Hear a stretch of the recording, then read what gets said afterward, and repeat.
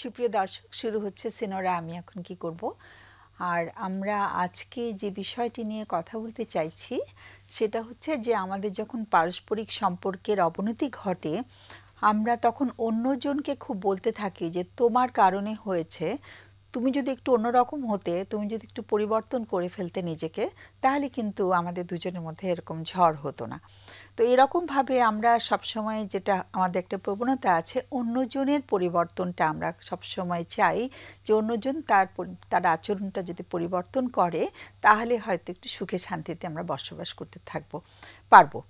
তো এই যে আমাদের মধ্যে অন্যজনকে পরিবর্তনের একটা প্রবণতা, এটা না করে আমরা যদি নিজেদের ভেতরের পরিবর্তনের দিকে তাকাই, নিজেদের ভেতরে কি কি উন্নয়ন ঘটাতে পারি আমরা, আমাদের সবার আচরণ কিন্তু আমাদেরও ঘুরে ফিরে একটু দেখতে হবে যে আমার মধ্যে কি কি উন্নয়নের স্কোপ আছে, কি কি উন্নয়নের জায়গা আছে। সেই জায়গাগুলো যদি আমরা সবাই নিজেদের দিকে তাকাই তাহলে কিন্তু পারস্পরিক সম্পর্কে অবনতি ঘটার সম্ভাবনাটাও কমে যায় এবং আমরা ভেতরটা আরও বেশি দেখতে পারি। তো আজকে সেই বিষয়টি নিয়ে কথা বলতে চাচ্ছি। আমাদের স্টুডিওতে যারা উপস্থিত আছেন তাদের সঙ্গে পরিচয় করিয়ে দিচ্ছি। তারা দুজনেই দর্শকদের একেবারেই পরিচিত।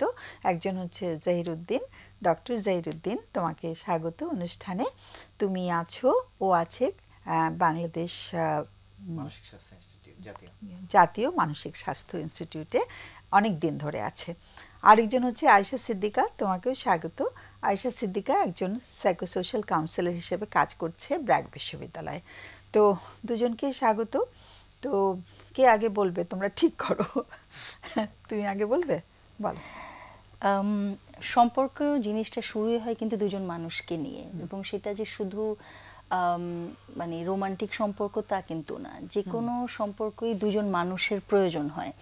তো দেখা যায় যখনই দ্বন্দ্ব হচ্ছে, আপনি খুব সুন্দর করে বললেন যে আসলে আমরা চাই যে তুমি একটু বুঝলে না কেন, তুমি এমন না কেন।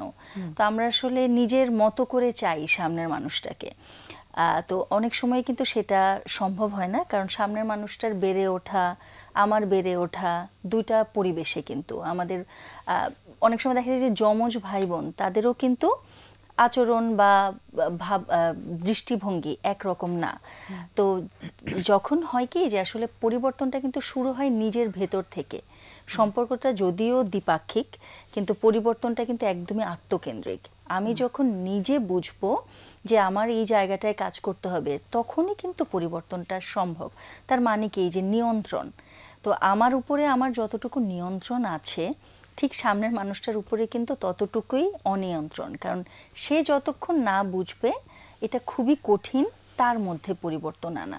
কিন্তু আমরা খুব আবেগীয় জায়গা থেকে চাই যে ভালোবাসারও একটা কিন্তু মানদণ্ড ধরে নেই যে আমারটা বুঝে সে পরিবর্তিত হবে। কিন্তু শুরুটা যদি একটু নিজের মধ্য থেকে শুরু করি, কারণ আমাদের প্রত্যেকেরই কিছু গুণ আছে, আবার কিছু কাজের জায়গা যেটাকে আমরা এরিয়াজ অফ ইমপ্রুভমেন্ট বা যেখানে আমরা উন্নয়ন করতে পারি আমাদের মধ্যে, তো সেটা কিন্তু আমি সবচেয়ে বেশি জানি। তো প্রত্যেকটা সম্পর্কে যখন দ্বন্দ্ব হচ্ছে, কোন জায়গাটায় আমিও কিন্তু সেখানে পরিপূর্ণভাবে, যে বলে না যে দুইটা মানুষের কি বলে যে কন্ট্রিবিউশন, বা আমিও কিছু দিচ্ছি তুমিও কিছু দিচ্ছ, সেখান থেকে কিন্তু একটা সম্পর্ক গড়ে। আবার ঠিক তেমনি আমিও কিছু দিচ্ছি তুমিও কিছু দিচ্ছ, সেখান থেকে কিন্তু সম্পর্কটা একটা কঠিন সিচুয়েশন বা দ্বন্দ্ব তৈরি হয়, মানে যখন নেগেটিভ কিছু আমরা করে ফেলি। তো আসলে আমার নিয়ন্ত্রণ আমার উপরে সবচেয়ে বেশি, কিন্তু আমি জানি আমার কোথায় পরিবর্তনটা প্রয়োজন। এজন্য নিজের দিক থেকে যদি প্রথমে শুরু করি আমরা, তখন কিন্তু আমরা কিন্তু খুব বেশি কপি করি, মানুষকে অনুকরণ করি। তো আমি যখন শুরু করব, তখন কিন্তু সামনের মানুষটা খুব সুন্দরভাবেই শুরু করবে। যেমন আমরা অনেক সময় কি বাচ্চাদেরকে বলি যে টেবিলে বসে খাও, কিন্তু আমি হয়তো সোফায় বসে খাচ্ছি। তখন কিন্তু ও কি করবে, ও হয়তো আমার ধমক শুনে একবার টেবিলে যাবে, কিন্তু পরে আবার সোফায় বসবে। আমরা একটা ফোন অপেক্ষা করে আছি, আমরা পরে আরো আলোচনা করব। ফোনটা নিয়ে নি। Hello hello hello. হ্যাঁ, শুনতে পাচ্ছি, বলো। হ্যালো হ্যালো, আসসালামু আলাইকুম। ওয়ালাইকুম সালাম। হ্যাঁ, আমরা শুনতে পাচ্ছি। শুরু করো, বলা শুরু করো। কি? হ্যালো হ্যালো, আমাকে শোনা যাচ্ছে না? জি জি জি, আসসালামু আলাইকুম। ওয়ালাইকুম সালাম। বলো। ম্যাডাম আমি একটু সম্পর্কে আমাদের মা ছেলের সম্পর্কের ব্যাপারে একটু কথা বলতে শিওর, চাচ্ছি। বলো। জি জি ম্যাডাম, আমি হচ্ছে আমার দুই ছেলে, হুম। আমার হাজবেন্ড অনেক আগেই মারা গেছে। আমি দুইটা ছেলেকে নিয়ে একটু সংগ্রামী মা হিসাবে যেভাবে সন্তান দুটোকে মানুষ ওকে। করতে হয়েছে, হুম। আসলে অনেক কিছু বলা, কিন্তু একটা কিছু বলা তো এখানে যাবে না। হুম। আমার বড় ছেলে হচ্ছে যে গ্রাজুয়েশন কমপ্লিট করতে, বিয়ে করছে, আমার নাতি আছে একটা। আচ্ছা। আর ছোট ছেলে জগন্নাথে পড়তেছে। তো সে একটু অসুস্থ, গত 2 বছর যাবত ক্যান্সার হয়েছিল, আল্লাহ দিলে এখন ক্যান্সার নাই, ভালো আচ্ছা। আছে মোটামুটি। হুম। তো ম্যাডাম সমস্যা হচ্ছে আমার বড় ছেলে, কিন্তু ওকে। আমার বড় ছেলে সে আমার সংগ্রাম সবকিছু দেখেছে। হুম। ওদের বাবা থাকতো যে আমি খুব হ্যাপি ছিলাম তাও না। ওকে। তো ওদের ও যখন ইন্টারে পড়ে তখন ওর বাবা মারা গেছে। হুম। বাবা থাকা অবস্থা বাবা খুব অসুস্থ ছিল, সম্পর্ক আমার সাথে ছিল না, আলাদাই থাকতাম। মোট কথা ওদেরকে আমি একাই পালছি। তো এখন হচ্ছে ও গ্রাজুয়েশন করার আগে বিয়ে করে ফেলছে, আমার একটা নাতি হয়েছে। এখন হচ্ছে যে আমার ছেলে এখন টাকা পয়সা, সে একটা মিডিয়াতে আছে, যাই হোক আমি আর কিছু বলতে চাই, মোটামুটি ভালো ইনকাম করতেছে, ভালো।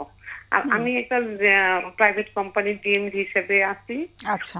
তো এখন আমার দেশের পরিস্থিতিতে আরো 2-3 বছর আমার চাকরির অবস্থা ভালো না, কিন্তু ছেলে আমার কষ্ট বুঝে না ম্যাডাম। আমার কথা হচ্ছে যে ও বিয়ে করছে, আমি ওর ওয়াইফের কথা কিছু বলতে চাই না, কেননা যে আমি মনে করি যে আমার সন্তান ভালো না, আমি কেন অন্য মেয়েকে দোষ দিতে যাব? একটা মানুষের মধ্যে ভালো মন্দ থাকতেই পারে, আমার বৌমার মধ্যে যতটুকু আছে, আমার সন্তান যদি আমাকে বুঝতো তাহলে যতটুকু আমার বৌমার মধ্যে একটু ভুল ত্রুটি যাই আছে এতটুকু হতো না, যদি আমার সন্তান আমাকে বুঝতো। কিন্তু সে এখন পুরাটাই আমাকে ভুল বুঝে। আমি একটা ভালো কথা বললেও ভালো লাগে না, কিন্তু সে যে আমাকে ফেলে দিচ্ছে তাও না। এই যে আমারও কিন্তু এবছরে মার্চের 25 তারিখে ব্রেন টিউমার হয়েছে, অপারেশন হয়েছে আমার গ্রিন লাইফ হাসপাতালে। তারপর থাইল্যান্ডে চিকিৎসা করাইছে, ছেলেই নিয়ে গেছে, তারপর ইন্ডিয়াতে, তারপর আবার ছেলে অসুস্থ, ধরা বলে ছোট ছোট চিকিৎসা, সবকিছু ওকে আছে। কিন্তু এখন আমাকে চাকরি ছেড়ে দিতে বলতেছে। আমি সংগ্রাম করতে করতে কি ম্যাডাম আমি অনেক কিছু চেষ্টা করছি যে বিজনেস করি। আমি পার্লার দিয়েছিলাম, একটা স্কুল দিয়েছিলাম, তারপর হেভি ইকুইপমেন্ট একটা বিজনেস ছিল, আমরা 4 বান্ধবী মিলে পার্টনারশিপে করছিলাম। তারপর অনেক কিছু করার চেষ্টা করছি জীবনে, লোন করে হোক যাই হোক, কিন্তু ম্যাডাম কিছুই করতে পারি নাই। ইন্স্যুরেন্সের, জেনারেল ইন্স্যুরেন্সের ডিএমডি হিসেবে শুধু সন্তান দুটাকে মানুষ করতে, বাড়ি সারি করতে একটু পারি আমরা নাই। মা ছেলের সম্পর্কের কথা তো মানে আজকে মূল আমাদের আলোচনার বিষয়। একটু একটু কোনো ঘটনা কি আমরা শুনতে পারি? হচ্ছে কি ম্যাডাম, একটা ঘটনা কি বলা যায় আমাদেরকে? একটা ঘটনা শুনেন। একদিন আমার ছেলের সাথে কথা কাটাকাটি হচ্ছে, আমি অফিস থেকে আসার পথে গাড়িতে বসে, ছেলে আমাকে একটা খারাপ একটা গালি দিছে, বুঝছেন? আমার শুনে খারাপ লাগছে। তখন আমি মানে কথা কাটাকাটি এটা শুরু হয়েছিল কি নিয়ে ম্যাডাম? এরকম হচ্ছে ম্যাডাম, ও 2010-এ বিয়ে করছে, ওর তখন 18 বছর হয় নাই। তাদেরকে আমরা আমি ও টুকটাক কিছু করতো, আমি বেশিরভাগ টেক কেয়ার করতে, যাই হোক এগুলো না। তো এগুলো নেই, আমার চাকরি ভালো লাগে না করতে, বা আমি তো অসুস্থ, পারিবারিক নিয়ে আমি আমার তো মনে করেন শ্বশুর বাড়িও নাই, বাবার বাড়িও নাই। মনে করেন আমি আমার সন্তানের কাছে একটা কথা শেয়ার করতে গেলে মনে করেন ফ্যামিলিতে একটা ঝামেলা হইলো, আমি আমার বাবার সন্তানকে শেয়ার করলাম, সে উল্টা আমাকে বলে তুমি কেমন আমি জানি, এগুলো বলতে হবে না, তোমার নিজের চরিত্র ঠিক করো, বা এরকম ধরনের কথাবার্তা বলে। মানে একটু কি বলা যায় যে কি শেয়ার করা হয়েছিল ওর সাথে, তাহলে আরেকটু ভালো করে আমরা বুঝতে পারবো? ম্যাডাম ওই দিনের ব্যাপারটা আমার মনে নাই।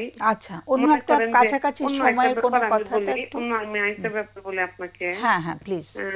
মনে করেন পারিবারিক ভাবে ওর ওয়াইফ আছে, ওর সাথে আর কিছু হইলো, মনে করেন ওর সাথে আমি বৌমার সাথে হয়তো কিছু হট্টক হইলো, তো হইলে বৌমার সাথে হয়তো বা কোনো ঝগড়াঝাটি হইলো আর কি, বুঝছেন? এরকম কিছু হইলে আমি ছেলেকে যদি বলি যে এটা এভাবে না বললে এইভাবে বললো তো ভালো হতো, বা আমার বৌমা আমার সাথে এটা করতেছে, বা বৌমার কোনো ব্যাপারে ওর সাথে বলতে গেলে ভালোটা তো বলি না, বা বলা তো ভালো বললে তো ভালোই থাকবে, বলা হয় না। যদি ও কোনো কিছু ভুল করে থাকে, আমি যদি ওকে বলি, সে সেটা বিলিভ করে না।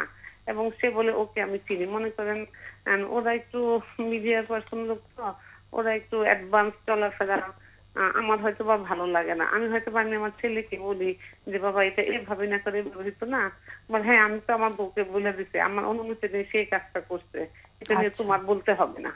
হ্যাঁ, এই ধরনের। বা আমাকে আশেপাশে কেউ বলতেছে যে আমার আত্মীয় স্বজনই মনে করেন যে তোমার বউটা এটা এভাবে না করলে এভাবে হইতো না, এরকম ধরনের আর কি।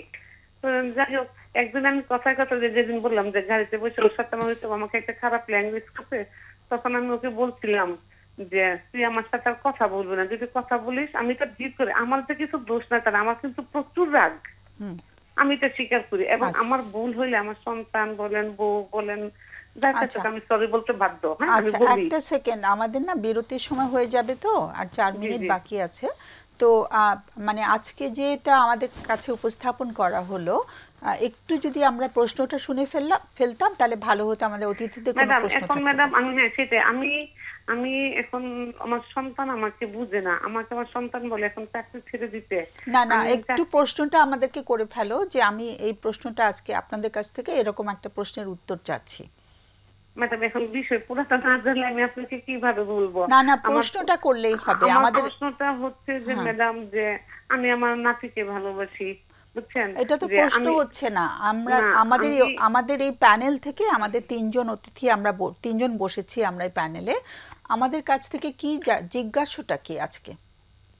ম্যাডাম আমি কি এখন সন্তানের সাথে থেকে কি আলাদা হয়ে যাব, নাকি আমি আমার ছোট ছেলেটাকে নিয়ে থাকবো? আমিও ব্রেন টিউমারের রোগী। প্রশ্নটা পেয়ে গেছি, হ্যাঁ প্রশ্নটা পেয়ে গেছি। একটু লাইনে থাকতে হবে, আমাদের অতিথিদের কোনো প্রশ্ন থাকতে পারে, তোমরা চট করে যদি কিছু জিজ্ঞেস করো বিরতির আগে।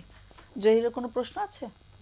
না, তোমার কোনো প্রশ্ন নেই। আয়েশা, এই যে আপনার ছেলে যে বিয়ে করেছিল, ওটা কি পারিবারিকভাবে বিয়েটা হয়েছে? না না না না, লাভ ম্যারেজ। 18 বছর বয়সে বিয়ে করেছে ছেলে। জি জি, ছেলের বয়স তখন 18 বছর। হ্যাঁ, ইন্টার পরীক্ষা পাস করে না, ইন্টার পরে ইন্টারমিডিয়েটে পড়া অবস্থায় বিয়ে করেছে। ওকে, জি জি। আর কোনো প্রশ্ন? ওকে, হ্যাঁ আমাদের অতিথিদের প্রশ্ন আর নেই, আমরা একটু আলোচনা করব, আর 2 মিনিট আছে। আর কোনো কিছু যোগ করার থাকলে ছোট করে যোগ করতে পারো। হ্যালো, আমার মনে হয় যে হ্যাঁ, আচ্ছা একটা প্রশ্ন আছে আমাদের অতিথি। আচ্ছা, আপনি যখন এই যে শুনলেন যেহেতু ওরা নিজেরা পছন্দ করে বিয়ে করেছে এবং ইন্টারমিডিয়েটে যখন পড়ছিল, মানে ব্যাপারটা আপনার কাছে কেমন ছিল? মানে ম্যাডাম অনেক মানে মেয়েটা কতটুকু ছিল, আমার এই প্রশ্নটা কাজ করছে। মেয়েটাও কি ইন্টারমিডিয়েটে পড়তো? হ্যাঁ, তার ক্লাস ফ্রেন্ড ছিল। তোমার প্রশ্নটা করো। হ্যাঁ, মানে ওই যে আপনার কাছে ব্যাপারটা কেমন ছিল, মানে যখন বিয়ে করে ফেললো? অনেক কষ্টের ম্যাডাম, অনেক কষ্টের ম্যাডাম। আমার চিন্তা ভাবনা ছিল আমার সন্তানরা চাকরি করবে, এক সময় আমি চাকরি ছেড়ে দিব, আমি একটু সুখ করবো, কিন্তু ম্যাডাম সেটা আর হয়ে ওঠে নাই। ঠিক আছে, তোমার আর প্রশ্ন নেই? আচ্ছা, অনেক অনেক ধন্যবাদ আমাদেরকে ফোন করার জন্য, এত কষ্টের কথাগুলো বলার জন্য। আমরা আলোচনা করব, বিরতি হয়ে গেল, বিরতির পরে আমরা আলোচনা করব। আমাদের সবার সহমর্মিতা রইল তোমার জন্য। ওকে, আয়েশা চট করে কিছু বলতে চাও?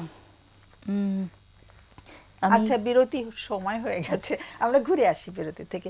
সুপ্রিয় দর্শক, আমরা ছোট্ট একটা বিরতিতে যাচ্ছি, সব বরাবরের মতন ফিরে আসবো একটু পরে।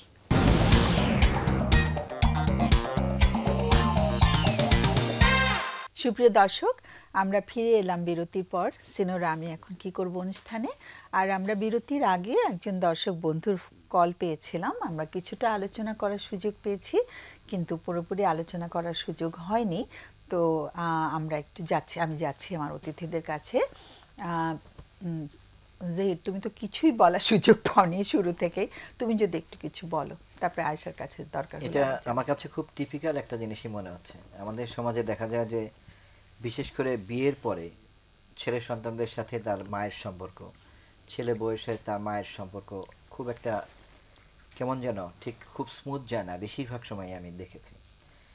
এটার একটা সম্ভবত কারণ হচ্ছে একটা কমিউনিকেশনের একটা ঘাটতি হয়ে যায়। কে যে কী মিন করছে একে অপরকে বোঝাতে পারে না, এবং খুব মানে প্রচুর পরিমাণে একটা ভুল ব্যাখ্যা চলতে থাকে। আমরা আজকে যেটা ছিল যে আমি যদি বলি আমার ছেলের মধ্যে এটা এটা চেঞ্জ আসলে এটা হতো, অথবা আমার ছেলে বউয়ের মধ্যে এটা এটা চেঞ্জ হলে সেটা হতো, আজকের যে টপিকটা তুমি ওই টপিকটাকেও নিয়ে আসতে হ্যাঁ পারো। আমি সেটাই বলছি, সেটা কিন্তু এরকম হয় না। কারণ হচ্ছে অন্যের মধ্যে কি চেঞ্জ আনবো সেটা তো অন্যের ব্যাপার, আমার ব্যাপার না। চেঞ্জ আনার ক্যাপাসিটি আমার মধ্যেই আমার আছে। তো এটা তো একটা কনটেক্সট নির্ভর, আমি যে কি বলবো তার একটা প্রভাবে আরেকজনের মধ্যে প্রভাব পড়ে, তার প্রভাবে আবার আমার মধ্যে পড়ে। তার মানে আমি যদি আমার আচরণের মধ্যে গবেষণা করি যে আমি ঠিক কি বললে কি করলে আরও পজিটিভ প্রভাব তৈরি করা সম্ভব, এবং গবেষণা করে আমি যদি সেইভাবে করি, তাহলে আমার ছেলের মধ্যে এবং আমার ছেলে বউয়ের মধ্যে সেটা প্রভাব পড়তে পারে। গবেষণা কি আমরা করব? ব্যক্তিগত গবেষণা। আচ্ছা, মানে মানে আমি এই মানে অর্থে বলছি, গবেষণা না বলে অন্য কোনো শব্দ মানে ব্যবহার নিজে করতে নিজেকে পারবেন। বোঝা, ভাবা যে আমার আচরণের মধ্যে কি চেঞ্জ আনতে মানে পারি। যেটাকে আমরা সেলফ এক্সপ্লোরেশন বলতে Right, পারি, right, নিজের right. ভেতরে নিজে খুঁজে বের করা। এবং এটা একটু কঠিন, কারণ আমরা নর্মালি অভ্যস্ত হচ্ছে তোমার কারণে এটা হয়েছে, এটা এই ধরনের কথা বলতে, কারণ এইভাবে আমরা চিন্তা করে অভ্যস্ত। কিন্তু আমার মধ্যেও যে কিছু করার আছে এটা আমরা অভ্যস্ত না। এখন আমার মধ্যে সামান্য পরিবর্তনও যদি আমি আনি তার একটা প্রভাব পড়তে পারে, কিন্তু সেই জিনিসটা যদি আমরা ট্রাই করি সেটা আমার দিক থেকে বলার আছে। আরেকটা হচ্ছে একজন মানুষকে যদি আমি সমালোচনা করি যে তুমি এটা এটা এটা এটা নেগেটিভ কথা বললাম, তার মধ্যে কিন্তু পরিবর্তনের সম্ভাবনা কমে যাবে, সে ডিফেন্সিভ হয়ে যাবে এবং সেও কিছু মানে যুক্তি দিবে, লজিক দেওয়ার আমাকে চেষ্টা আঘাত করবে। করে, কোনোটাই আগাবে না। বরং আমি আমার মধ্যে পরিবর্তন আনি এবং ওর মধ্যে ভালো কি আছে সেটা বলি, এবং এমনভাবে বলি যাতে সে প্রথমে অ্যাকনলেজ করি তাকে, তারপরে আমি বলি যে তুমি যদি এটা করতে পারো আমার বোধহয় আরেকটু ভালো লাগবে। কিন্তু সেটা আমি খুব জোর না দিয়ে নিজের মধ্যে পরিবর্তন আনার চেষ্টা করি, এটাই আমার দিক থেকে বলার আছে। আর চিন্তার মধ্যে একটা ছোট পরিবর্তন আনতে হবে। মানুষ কি হয় যে যাই ঘটে তার ব্যাখ্যাটা চট করে আমি একটা কিছু ধরে নেই, সেটা অনেক সময় ভুল হয়। কাজেই কি ঘটেছে খেয়াল করে তারপরে রিয়েলটাই ধরার চেষ্টা করা, কোনো ব্যাখ্যা না দেওয়া। ঘটনার পরেও আমরা এগুলো নিয়ে ভাবতে পারি। আমাদের একটা ফোন অপেক্ষা করে আছে, ফোনটা নিয়ে আসি। হ্যালো হ্যালো হ্যালো, হ্যাঁ শুনতে পাচ্ছি। আমি আসলে একটা প্রশ্ন ছিল আপনাদের কাছে আমার। শিওর। এটা হচ্ছে যে আমি জানতে চাচ্ছিলাম যে আমি যে সমস্যাটা নিয়ে ভুগতেছি সেটা হচ্ছে যে আমাকে যখন কোনো কিছু চাই আমার কাছে, বা আমি যখন আসলে সাধারণত চলার ক্ষেত্রে আমার বন্ধু বান্ধব বা ফ্যামিলি যারাই আছে কাউকে কোনো বিষয়ে আমি না বলতে পারি না। আচ্ছা, এখন এই জিনিসটার জন্য আমি আসলে অনেক প্রবলেম সাফার করি। দেখা গেছে যে আমার একটা বন্ধু যদি আমাকে বাজে কোনো জিনিস সাফার করতেছে, ওর সাথে আমার বন্ধুত্ব নষ্ট হয়ে যাবে, এগুলো আমি ওরা মানা করতে পারতেছি না। দেখা যাচ্ছে আমার অফিসের বস যদি আমাকে একটা মানে অনৈতিক কোনো কিছু অফার করে, সেক্ষেত্রে আমি ওনাকেও না করতে পারতেছি না। যে বিষয়টা আমার যদি কোনোভাবেই হচ্ছে না, আমি চেষ্টা করতেছি যে আমি এই নাটা করবো, এই জিনিসটা আসলে আমার মনে হয় আমার সম্পর্ক নষ্ট হয়ে যাবে, আমার চাকরি চলে যাবে। এই বিষয়গুলো আমার মধ্যে আসলে খুব বেশি কাজ করে, যার কারণে আমি আসলে কোনো বিষয়গুলোতে না বলতে পারি না। দয়া করে যদি আমাকে এই বিষয়টা আসলে একটু বলতেন যে আমি কি করতে পারি সেই বিষয়ে, যদি একটু সুন্দর পরামর্শ দিতেন। খুবই সুন্দর একটা প্রশ্ন। আমি বলবো যে এরকম প্রশ্ন আরো দু একজন হয়তো করেছেন, কিন্তু এই প্রশ্নটা আসলেও খুব কাজের একটা প্রশ্ন, খুব জরুরি একটা প্রশ্ন। আমি একটা ছোট ইনফরমেশন জানতে চাইছি। এটা এই আবিষ্কার কখন হলো নিজের কাছে যে না বলতে না পারার যে একটা অসুবিধা, এটা প্রথম কবে নিজের কাছে আবিষ্কৃত হয়েছে? যেটা আসলে ওইটা যদি আমি ছোট্ট করে বলতে চাই, সেটা হচ্ছে যে আমি আসলে বিবাহিত। আমার আসলে একজনের সাথে 9 বছরের সম্পর্ক ছিল। তো ওই সময়টা আমার আসলে আমার ফ্যামিলির পছন্দ ছিল না, যার কারণে দেখা গেছে আমার ফ্যামিলি সবাই মিলে যখন আসলে আমাকে ধরলো যে না তোমাকে এই মেয়েকে বিয়ে করা যাবে না, তুমি আরেক জায়গায় বিয়ে করতে হবে, তখন আসলে আমার মনে হয়েছে যে ওকে আমার ঠকানো হয়েছে। আর দ্বিতীয়ত হচ্ছে যে ফ্যামিলির কথা আমি ওই সময়টা মানতেছি। তবে যাই হোক, আমি এখন আসলে সংসার করতেছি, কিন্তু আমার কাছে মনে হচ্ছে এই যে নাটা আমার জীবন থেকে আসলে অনেক কিছু নিয়ে গেছে। একটু যদি আরেকটু পেছনে আমরা যাই, হ্যাঁ, সেটা হচ্ছে যে খুব ছোটবেলাতে বাড়িতে কেউ খুব ডমিনেট করেন, বাবা বা মা এরকম কেউ কি ছিলেন যে খুব ডমিনেট করেছেন? না, আমি হচ্ছে আমার মা বাবার আসলে একমাত্র সন্তান। ছোটবেলা থেকেই আসলে আমি অনেক আদরে বড় হয়েছি, বাবার কাছে যখন যা চাইছি আমি তাই পাইছি, মানে কখনো আমাকে কোনো কিছু থেকে নিরাশ হতে হয় নাই আর কি। মানে তারা কখনো না বলেননি? তারা কখনো আমাকে না বলেননি। এবং হচ্ছে আমি যদি আরেকটা জিনিস বলতে চাই, সেটা হচ্ছে যে আমার আসলে বন্ধু বান্ধব অনেক বেশি, এবং অনেক ক্ষেত্রে দেখা যায় যে আমি আমার ফ্যামিলি থেকে বন্ধু বান্ধবদের সময়টা আমি একটু বেশি পাই। কারণ আমি ওই যেটা বললাম যে আমি ওদেরকে মানা করতে পারি না। এই যে এখন মনে করেন রাতে 12টা বাজে, কোনো বন্ধু যদি আমাকে ফোন দেয় যে না তোমাকে একটু আসতে হবে, আমি একটা বিপদে পড়ছি বা আড্ডা দিতে হবে, আমি আসলে মানা করতে পারি না। কিন্তু আমার কাছে এই গিল্টিটা ফিল হয় যে আমি আমার ফ্যামিলিকে ঠকাচ্ছি, আমি আমার পরিবারে এখন সময় দেওয়ার কথা, এখন আমার ঘুমানোর কথা, কিন্তু এটা রেখেও আমি ওকে মানা করতে পারতেছি না, নাটা আমি বলতে পারতেছি না।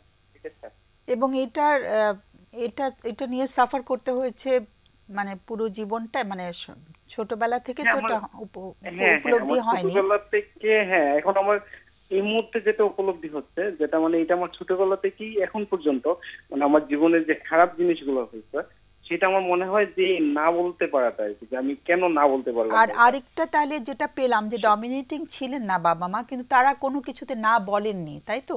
না, কখনো না শোনার অভ্যস্ততা হয়নি আর কি কারো কাছ থেকে? না, কখনোই হয়নি। ওকে, ঠিক আছে, এটা একটা ভালো ইনফরমেশন আমাদের জন্য। আমরা প্রশ্নটা তো পেয়ে গেছি, আমাদের অতিথিদের কোনো প্রশ্ন থাকতে পারে, তোমাদের কারো কোনো প্রশ্ন আছে? আচ্ছা, কাউকে না বললে আসলে কি হবে, কি মনে হয় আপনার যে না বললে কি হবে? যেমন মনে করেন যে এই মুহূর্তে আমার একটা বন্ধু যদি আমাকে ডাক দেয়, দিয়ে বলে যে বন্ধু তুই আমার এখানে আয়, আমার কাছে মনে হয় যদি আমি না যাই তাহলে হয়তো বা আমার সাথে বন্ধুত্বটা রাখবে না, বা হয়তো বা কষ্ট করবে। এই যে বিষয়টা আমাকে আসলে খুব নাড়া দেয়, বা আমার মধ্যে খুব লাগে এই বিষয়টা। আচ্ছা, বন্ধুত্ব নাই রাখলো তাতে কি হতে পারে?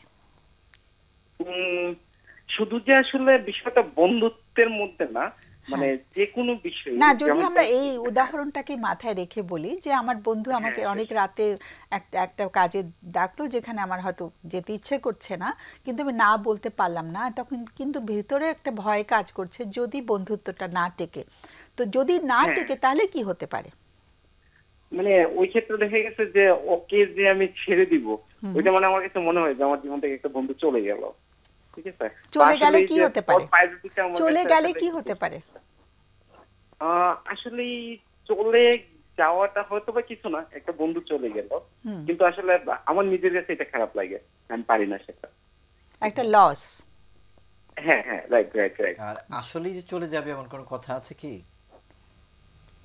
আসলে চলে যাবে, আসলে আমি আগে আপনাদের একটা ইনফরমেশন যেতে পেলাম, যেটা হচ্ছে যে আমার লাইফে অনেক বন্ধু বান্ধব, আমি কিন্তু অনেকেই এখন যখন আমি আমার বিবাহিত জীবনে আসছি, আমি অনেকেই সমাজ আসছি, হাতে গোনার যে কয়েকজন আছে, শুধু যে আসলে বন্ধু মহলে তা না, আমি আমার অফিসে ওই জিনিসটা সাফার করি। আরেকটা ইনফরমেশন যদি আমি আপনাদের দিই, যেমন লাস্ট আমার সাথে যেটা হলো যে লাস্ট এক সপ্তাহ আগে আমার কাছে আসলে পর্যাপ্ত টাকা ছিল না। তো এই মুহূর্তে আমার একটা বন্ধু আমাকে ফোন দিচ্ছে, ওর খুব ক্রাইসিস, ওর টাকা লাগবে। আমি জানি আমার কাছে টাকা নেই, আমি ওকে দিতে পারবো না, কিন্তু ইনস্ট্যান্টে ওরে আমি মুখের উপর বলবো যে বন্ধু আমি তোমাকে টাকাটা দিতে পারছি না, ওটা আমি পারিনি। শেষে আমাকে বাধ্য হয়ে আরেকজন থেকে ধার করে এনে ওকে টাকা দিয়ে দিচ্ছে, যেটা ওকে আমি কনফিডেন্স দিচ্ছে। ঠিক আছে, ইন টাইম আমি আসলে এই বিষয়টা খুব বেশি সাফার করছি যে আমি তো এই কাজটা না করলেও পারতাম, কারণ আমার কাছে টাকা নেই, আমি আরেকজনের কাছ থেকে ধার করে কেন ওকে দিব। সেটাই, এই বিষয়টা নিয়ে আসলে পার্সোনালি খুব গিল্টি ফিল করি আর কি আমি। বুঝতে পারছি, গিল্ট ফিলিং। আর কোনো প্রশ্ন আছে? আয়েশার কোনো প্রশ্ন নেই? অনেক অনেক ধন্যবাদ। খুবই এটা আগের ফোনটাও মনে হয়েছিল যে অনেক ইম্পর্টেন্ট একটা প্রশ্ন, এবং এটাও খুব ইম্পর্টেন্ট একটা প্রশ্ন আমরা আলোচনা করছি। অনেক অনেক ধন্যবাদ আবারও সবার পক্ষ থেকে আমরা আলোচনা করছি তিনজন মিলে। ওকে, কে আগে বলবে? বলতে পারি। জহির বল। আচ্ছা, আমি তোমাকে খালি ফ্লোর দিয়ে দিচ্ছি। আগের কেসটার সাথে কি একটু অ্যাড করতে পারবো, যেটা জহির ভাই বলেছিলেন সেটার সাথে আগে যে কলটা আমরা পেয়েছিলাম। তো আমি একটু বলবো যে মা একটা জায়গায় বলেছেন যে আমি কিছুই করতে পারিনি। তো মা, আমি আপনাকে বলবো যে আপনি যা যা করেছেন তার লিস্টটা কিন্তু আপনি খুব ভেতর থেকে বলেছেন, এবং আমি অ্যাপ্রিসিয়েট করি যে আপনি দুই সন্তানকে নিয়ে এগিয়েছেন অনেক। এবং একটা জিনিস কি যে কথাই উঠে এসেছে যে খুব আশার একটা জায়গা, বড় সন্তান যেহেতু সে ছিল এবং এখনও আছে, কিন্তু হঠাৎ করে হুট করে বিয়ে করে ফেলা বা তার আলাদা একটা, কারণ এটাও কিন্তু একটা ডিটাচমেন্ট বা একটা উদ্বিগ্নতা, যে বিয়ে হলে কিন্তু এটা হয় আমাদের মায়েদের মধ্যে, বা আমার সন্তান দূরে সরে যাবে, এরকম একটা কিন্তু সংস্কৃতি কিন্তু আমাদের একটা মানসিকতা দেয়। সো সেখান থেকে হয়তো ওই ব্যাপারটা উনি একসেপ্ট করা, এখনো যে গ্রহণ করে নেয়া তার সংসারটা, সেই জায়গাটা। কারণ কি আমাদের আজকে টপিকটাই যে নিজের মধ্যে আমি কি পরিবর্তনগুলো দেখতে পারি, এবং আপনি যথেষ্ট দায়িত্ববান একজন মানুষ। তো আপনার ভেতরটাই যদি আপনি আরেকবার একটু ঘুরে আসেন, এই যে ওনাদের সম্পর্কটা, আপনার ছেলে এবং ছেলে বউয়ের সম্পর্কটা একসেপ্ট করার জায়গাটায় উনি একটু ভাবতে পারেন। অ্যাট দ্য সেম টাইম একটা জায়গায় মা বলছিলেন যে ভালো হলে তো বউয়ের ব্যাপারে ওভাবে বলি না, কিন্তু খারাপটা যেটা, তো আমরা যদি একটু ভালোটা দিয়ে শুরু করতে পারি, প্রশংসাটাও করা, যে ছেলে যখন আসলো ওনার ওয়াইফ ব্যাপারে আপনি যখন প্রশংসা করবেন, তখন কিন্তু সম্পর্কটা আরো গভীর হবে, যে হ্যাঁ আমার মা আমার ওয়াইফের এই জায়গাগুলো দেখছেন। এরপরে আমাদের সবার মধ্যেই ভালো এবং কাজের জায়গা আছে, সেটা আপনি বলতে পারেন। একটা বাউন্ডারির জায়গা আমি বলবো যে এখানে আসলে উনি কিন্তু ওনার ছেলে খুব সুন্দর করে বলেছেন যে আমি ওকে বলেছি, ও করছে। সো আপনার ছেলে এবং তার ওয়াইফের কিন্তু আলাদা একটা পরিবার জগৎ আছে। সো সেই জায়গাটায় যদি একটু আপনার নিজের যত্নটাও কিন্তু জরুরি। তা আপনি যদি নিজের জন্য একটু টাইম বের করে সেই সীমানাটা তৈরি করেন সম্পর্কের মধ্যে, বাউন্ডারিটা, সেটা আপনার জন্য হেল্প হবে। এবং সর্বোপরি বলবো, তারপরও যদি মনে হয় প্রফেশনাল বা পেশাগত সাহায্য আপনাকে, আর মা কষ্ট পেয়েছে, তো হ্যাঁ কষ্টের একটা জীবন আর কি, একটু প্রফেশনাল হেল্প নিলে আমার মনে হয় একটু ভালো হয়। আর আমি সেকেন্ড কলার সঙ্গে একটু বলতে চাই, সেকেন্ড কলটা ও শেষ করে তোমার কাছে একবারে আসি। যেটা আমি যে কোশ্চেনটা থেকেই উঠে আসছিল, যে আসলে আমাদের ভেতরে যখন কাউকে হারানোর ভয় তারা করে বেড়ায়, একদম ছোটবেলায় যেটা যে না শোনায় অভ্যস্ত না, ভাইয়া যেটা বলছিলেন, ভাই ফোন দিয়েছেন, এবং না শুনলে না বললে আমি ওই সম্পর্কটা হারাবো। সো ওই ভয়টা থেকেই না বলাটা আমরা প্র্যাকটিস করি না ছোটবেলা থেকে, অনুশীলনটাও কিন্তু নাই। হ্যাঁ, আমাদের কালচারে আমরা কিন্তু না বলা, আমরা কিন্তু সবসময় বলি বড়রা যা বলবে হ্যাঁ করে শুনবে, সবার সাথে মিলেমিশে থাকবে। আমরা কিন্তু একদম নিজস্বতাটাকে হারাতেই বড় হই। সো আপনার নিজের জায়গা থেকেও কিন্তু আপনার চয়েস আছে, পছন্দ থাকতেই পারে। সো সেখানে অ্যাসার্টিভনেস, বা যেটাকে আমরা বলছি যে অন্যকে সম্মান করে, যে আপনার বন্ধু যখন আপনার কাছে চাইলেন, একদম উনি যেহেতু এক্সাম্পলটা দিয়েছেন যে আপনাকে সবচেয়ে ভরসা মনে করেছে দেখেই কিন্তু আপনাকেই বলেছে। সো সেখানটায় আপনি অ্যাকনলেজ করে যে আপনি বুঝতে পারছেন যে আপনি ওনার ভরসার জায়গা, আপনি সাহায্য করতে পারবেন। অ্যাট দ্য সেম টাইম আপনার কাছে যে নেই, এই মুহূর্তে আপনি দিতে পারছেন না, সেই মেসেজটা দিলে কিন্তু ওনার সাথে সম্পর্কটা হারিয়ে যাবে, সেটা নাও হতে পারে। বরং আপনি কিন্তু অন্যের কাছ থেকে ধার করে এনে যখন দিয়েছেন, আপনি কিন্তু নিজের মধ্যে ভালো লাগাটা ফিল হচ্ছে না, গিল্টের কথাটা বারবার উঠে আসছে, যে আসলে কি নিজের সাথে নিজের সম্পর্কটা অনেক জরুরি। সো না বললেই সম্পর্ক হারিয়ে যাবে তা কিন্তু না বললে সম্পর্কটা স্পষ্টও হতে পারে। সো সেই জায়গাগুলোতে, এবং না বলাটা অনেক কঠিন একটা কাজ, আমরা বলে অভ্যস্ত না। সো আমার মনে হয় যে এখানে উনি যদি একটু পেশাগত সাহায্যটা নেন, বা যার সাথে আপনি শেয়ার করে ভালো ফিল করেন তার সাথেও যদি একটু কথা বলেন, কারণ আপনার কিন্তু অনেক বড় একটা গিল্টের জায়গায় উনি বলেছেন ওনার রোমান্টিক সম্পর্কের জায়গাটায় উনি না করতে পারেননি, পরিবার সেই জায়গাটাতে সে চুপ থাকতে হয়েছিলেন। সো আসলে ভেতরে অনেক কিছু হচ্ছে, অনেকগুলো ইমোশন, লস বলেছেন, গিল্ট বলেছেন, লোনলিনেসের কথা বলেছেন। সো সেই জায়গাগুলোতে আপনি যদি একটু নিজেকে বুঝে ওভাবে যদি একটু সাহায্য নিতে পারেন পেশাগত, সেটাও আপনাকে হেল্প করবে এই অভ্যাসটা বা এই স্কিলটা, এটাকে অবশ্যই স্কিল বলবো আমরা, দক্ষতা, সেই দক্ষতাটা গড়ে তোলার ক্ষেত্রে। সেটাই। আর ছোটবেলাতে বাবা মা যে সবকিছুতে হ্যাঁ বলেছেন, সেটাও বোধহয় একটা ইমপ্যাক্ট ফেলেছে।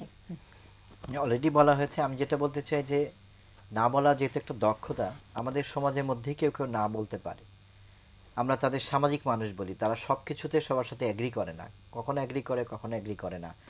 এদেরকে অবজার্ভ করে, এদেরকে ফলো করেও কিন্তু আমরা শিখতে পারি যে আমি প্রয়োজনে যাতে না বলতে পারি। এবং না বলার ব্যাপারটা এরকম, এটা একটু সাহস নেওয়া, একটা রিস্ক নেওয়া, যেটা আমি অভ্যস্ত না। প্রথম যখন বলবো নিজের কাছে খারাপ লাগবে, কারণ দীর্ঘদিন ধরে তা আমি বলি নাই।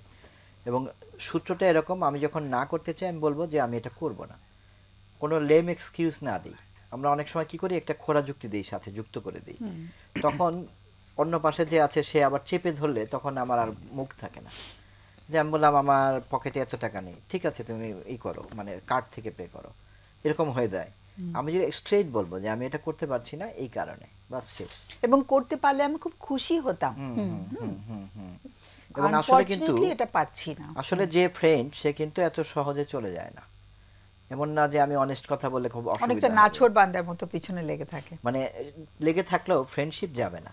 আমি যদি আমার জেনুইন ফ্রেন্ড হয়, আমি যদি না পারি আমি বলবো যে আমি এই কারণে পারিনি, এতে যে ফ্রেন্ডশিপ চলে যাবে তেমনটা না।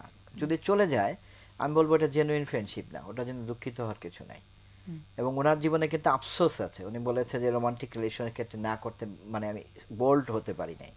তো এখন থেকে উনি যদি বোল্ড হতে শুরু করে, প্রথম দিকে আমরা কিন্তু আমার কোনো কোনো রোগীকে আমরা ট্রেনিং দিয়েছি, তখন অন্যরা বলেছে তুমি তো এরকম ছিলে না, তুমি তো খারাপ হয়ে গেছো, কিন্তু আলটিমেটলি তার যে লসটা সেটা বন্ধ হয়েছে। উনি যদি বোল্ড হয় প্রথম দিকে আনইজি লাগবে, কিন্তু তারপর কিন্তু ঠিকই বলতে পারবে। এটাই। ওকে, অনেক অনেক ধন্যবাদ দুজনকেই। ফোন আছে, ফোনটা নিচ্ছি। হ্যালো হ্যালো, হ্যালো হ্যাঁ শুনতে পাচ্ছি আমরা। হ্যালো হ্যাঁ শুনতে পাচ্ছি সবাই। হ্যাঁ হ্যালো, জি ম্যাডাম। হ্যাঁ ম্যাডাম আমি একটু সমস্যা, আপনার অনুষ্ঠান দেখি আমি সমস্যা করে আপনাকে ফোন দিচ্ছি, আগে একবার দিচ্ছি ফোন। আচ্ছা, তো আমি মানে টেনশনে থাকি সবসময়। টেনশনে? আচ্ছা মানে টেনশন বলতে বয়স আমার মোটামুটি 49 বছর বয়স হচ্ছে। আচ্ছা, হ্যাঁ, তো টেনশন বলতে মানে আমার অর্থনৈতিক বিষয়ে কিছু মানে সমস্যা। আর আমি মানে এই মানে কোনো কিছু আপনার সঙ্গে কথা বলতেছি, কথাগুলো ঠিক মতো বলতে পারতেছি না। মানে আচ্ছা। অনেক কথা বলবো অথচ বলতে পারতেছি না। কি হচ্ছে? আর কোনো আমার শরীরেও কোনো সংকেত দিচ্ছে? অনেক সময় হার্টবিট বেড়ে যায়, এরকম কিছু হচ্ছে?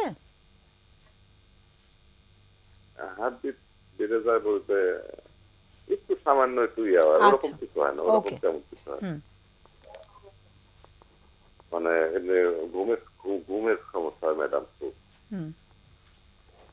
রাতে ঘুম হয় না ঠিক মতো? হ্যাঁ, ঘুম কম হয়। মানে আমি ডাক্তারের, হ্যাঁ মানে ডাক্তারের পরামর্শ ছাড়াই আমি ওষুধ খাই ঘুমে। আচ্ছা, ওকে। এটা কতদিন ধরে হচ্ছে? 15 সাল থেকে ম্যাডাম, 15 সাল থেকে। 15 সনে কি কিছু ঘটেছিল জীবনে? হ্যাঁ, কি হয়েছিল? গরিবের বলতে অর্থের সমস্যা ছিল, মানে অর্থ আর্থিক অনটন ছিল? হ্যাঁ, আর্থিক বলতে কি আমার অনেকগুলো টাকা একজন মানে মেরে দিচ্ছে আর কি, আচ্ছা, ক্ষতি করে দিচ্ছে আমার টাকার আর কি। হুম হুম, তারপর থেকে আমার ওই মানে কিরকম যেন একটা অন্যরকম। আর আমার টাকার প্রতি একটু মানে হিসাব নিকাশ চলাফেরা ঠিক মতো করতে পারি না। আচ্ছা, মানে হিসাব নিকাশ করে যে কাজটাই করি, আমি ইনকাম করছি দেখা যায় 5,000 টাকা, 5,000 টাকা আমি খরচ করে ফেলি। মানে আচ্ছা। সংসারে আমার ছেলে আছে একটা, মেয়ে আছে একটা, মানে সংসারে যে কোনো একটা উন্নতি করা ওই রকম কোনো কিছু হচ্ছে না। মানে আমার পরে মনে পড়ে, মানে খরচ করার পরে মনে পড়ে যে আমার এটা করলাম কেন। হুম হুম, ওকে। এরকম মানে চিন্তা ভাবনা করে মানে আমার খুব মানে ঘুমের সমস্যা। মানে দিনে তো আমি সারাদিনও যদি শুয়ে থাকি ঘুম ধরে না। হ্যাঁ, এরকম একটা সমস্যা আমি ভুগতেছি ম্যাডাম। এই যে মানে এখন মানে কি করবো, এখন মানে কি কাজ নেই কোনো, মানে কোনো ইনকাম? না কাজ আছে আচ্ছা। ম্যাডাম, আমার টুকটাক ইনকাম আছে। আচ্ছা, মানে কিন্তু হ্যাঁ আমি মানে ওয়াইফ কিছু বলতে চান? আর কিছু, আর পাশে কি একজন কিছু আছেন, মানে কেউ আছেন? বলার মধ্যে মানে আমি এদের থেকে কিভাবে প্রতিকারটা পাইতে পারি। মানে মানে আসলে তো মোবাইলে কথা বলা, তো আমি তো মানে কি বলবো, বলার মতো তো কি আছে, কিন্তু আমি কাছে একটু পরামর্শ দিতেন যে কিভাবে চলাফেরা করার। মানে আসলে আমার জ্ঞান বুদ্ধি মনে হয় কম, আমার এরকম মনে হয়, নিজের ছোট আচ্ছা, ছোট মনে হয়, ওকে। হ্যাঁ, নিজের ছোট মনে মানে হয়। কি করে অ্যাংজাইটিটা কমানো যায়, তাই তো? হ্যাঁ হ্যাঁ, আচ্ছা, সেটাই আর কি ওকে। ম্যাডাম। একটুখানি লাইনে থাকতে হবে। তোমাদের আচ্ছা। কারো কোনো প্রশ্ন? আপনার যে মানে ইনকাম রিলেটেড যে কাজ সেগুলো তো করছেন রেগুলার না? হ্যাঁ হ্যাঁ, এটা করি, কাজ করি আমি। ওটা অসুবিধা হচ্ছে না? ম্যাডাম খাওয়ার রুচি ঠিক আছে আপনার? হ্যাঁ, খাওয়ার রুচি ঠিক আছে স্যার, খাওয়ার রুচি ঠিক আচ্ছা, আছে। শরীরে কোনো মানে কোনো অসুবিধা হয়, কোনো ব্যথা বেদনা বা এরকম কিছু আছে না? ব্যথা বোধ না, শুধু যে আমার পা দুইটা একটু জ্বালাপোড়া করে, আর আমি যে কাজটা করি এটা বসে থাকতে হয়। হুম হুম বসে থাকতে পাটা জ্বালাপোড়া করে, এমনি অন্য কোনো সমস্যা নেই। কিন্তু আপনি আমার কি ঘুমের এই খুব এই সমস্যা। টেনশনের আমি জন্য সারা রাত বা যদি এখন এই ঘুমের জন্য কোনো চিকিৎসা এখন নিয়েছেন? যদি আমি বসে থাকি সারা রাত শুয়ে থাকি, ঘুম পারবো না, ওইটাই মনে হয় ঘুম পারবো না। আবার মনে হয় কি যে ওই মানে আবার ঘুমোবো একটু, ওইরকম চোখ বুঝে থাকি এরকম, কিন্তু ঘুম একদমই আসতে চায় না ম্যাডাম। থাক। কোনো চিকিৎসা নিয়েছেন আপনি এই কারণে? জি কোনো ডাক্তার দেখিয়েছেন? ডাক্তারের কাছে না, গিয়েছেন? ডাক্তার অনেকদিন আগে প্রায় 15 সালের দিকে, 15 সালে একজন এই যে লোকাল এক ডাক্তার দেখে, মানে এমবিবিএস ডাক্তারই দেখে, ওষুধ দিচ্ছিল। আবার কিছু ঘুমের ওষুধ, একটু প্রেশারের একটু সমস্যা আছে, বুঝতে পারছি। প্রেশারটা একটু আপ ডাউন করে, 10 বেশি থাকে সময় আবার ঠিক হয়ে যায়, মাঝে মাঝে মাথায়। ডায়াবেটিস তো নাই, কিন্তু ওই ওই ওই তারপরে আমি নিজেই কিনে কিনে খাই, তারপরে ডাক্তারই দেখাই যায়, কাছে যাইনি। ওকে, ঠিক আছে, অনেক ধন্যবাদ। আহ, একটা ছোট্ট প্রশ্ন, যে আপনি এই যে বলছিলেন এক জায়গায় যে যেটা ইনকাম করেন খরচ করে ফেলে, তখন মনে হচ্ছে যে দরকারি জায়গায় তো খরচ করলাম, এরকম কি হয় যে অনেক সময় মানে আপনি নিজেও বুঝতে পারছেন না, বা অনেক অন্যমনস্ক হয়ে যাওয়া, একটু বাস্তবটা থেকে সরে যাওয়া, এরকম কি কিছু হয়? হ্যাঁ। না না, এরকম কিছু মনে হয় না, এরকম কিছু মনে হয় না। আচ্ছা, একটু আমার একটা কথা জানার ছিল, সরি তোমার আরো প্রশ্ন ছিল বোধহয়, একটা জানার ছিল যে মানে পারিবারিক সম্পর্কটা কেমন চলছে? পারিবারিক সম্পর্ক ভালো, আমার ওয়াইফ এখানে আছে, আচ্ছা, ছেলে আছে, মেয়ে আছে। মেয়ে এবার এসএসসি পরীক্ষা দিচ্ছে, কলেজে ভর্তি হয়েছে, ছেলে 9-এ পড়ে। আচ্ছা, হ্যাঁ। ওয়াইফও পাশে বসা? জি আছে। উনি কি কিছু অ্যাড করতে চান, আমাদেরকে কোনো তথ্য দিয়ে সাহায্য করতে চান উনি? না, উনি এমনি কিছু বলতে চাচ্ছে না, মানে এমনি ওরকম কিছু সমস্যা না, কিন্তু একসময় তো সমস্যা ছিল, মানে ওই অর্থনৈতিক সমস্যা ছিল একরকম, এখনো সমস্যা আছে। তারপরেও আবার ওই আমার অতীত মানে আজকে থেকে প্রায় 24 বছর আগে একটা দুর্ঘটনার শিকার হয়েছিল আমি। তারপর থেকে আমি মানে এরকম আমার ঘুমের সেই সমস্যা। দুর্ঘটনাটা কি? মানে টাকা পয়সার দুর্ঘটনা আর কি। আমার টাকা পয়সা মনে পড়ে আর কি, ওই টাকা পয়সার কথাগুলো খুব মনে পড়ে। তাহলে ওটা নিয়ে একটা দুশ্চিন্তা কাজ করে মনে? হ্যাঁ, দুশ্চিন্তা কাজ করে সবসময় যে আমার হলো আর কি। আমার ওরকম টাকা পয়সা নাই এই মুহূর্তে, মানে শুধু খাই দাই চলি, ওটা থেকে থেকে সমস্যায় পড়ে যায়, অর্থের সমস্যায় পড়ে যায়, আবার একটু ভালো হয়, এইরকম আর কি। ওকে, ঠিক আছে, আমরা আলোচনা করব। অনেক অনেক ধন্যবাদ আমাদের ফোন করার জন্য। আমরা আলোচনা করছি, কেমন? আমাদের অতিথিরা তো শুনে নিলেন, কোনো কিছু জানার থাকলে সেটা তারা যেটা জেনেছেন সেটা ধরেই তারা কিছু আলোচনা করবেন। আমাদের তরফ থেকে অনেক ধন্যবাদ, সবার তরফ থেকে। যে তুমি আগে যদি কিছু বলতে চাও বলো।